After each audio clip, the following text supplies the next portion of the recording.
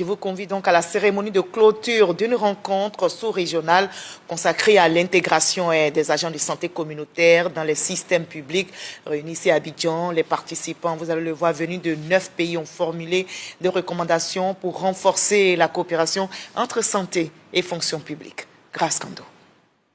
Durant 2 jours, Abidjan a accueilli la rencontre de haut niveau sur la santé communautaire concernant 9 pays venus d'Afrique de l'Ouest, du Centre et de l'Est, au thème des travaux qui ont porté entre autres sur le partage de bonnes pratiques entre États africains et l'intégration des agents de santé communautaire dans les systèmes nationaux de santé publique. Les participants font des plaidoyers. La recommandation fondamentale, c'est de demander au gouvernement de la Côte d'Ivoire et le Libéria, là où on a commencé ces processus, de plaidoyer avec la CEDEAO et l'Union africaine pour élever le réseau dans les structures des 2 institutions continentales. Pour sa part, le gouvernement se dit disposé à promouvoir un système de fonction publique performant. Les agents de santé communautaire sont essentiels pour administrer des soins, pour faire la sensibilisation et porter le système de santé vers les populations.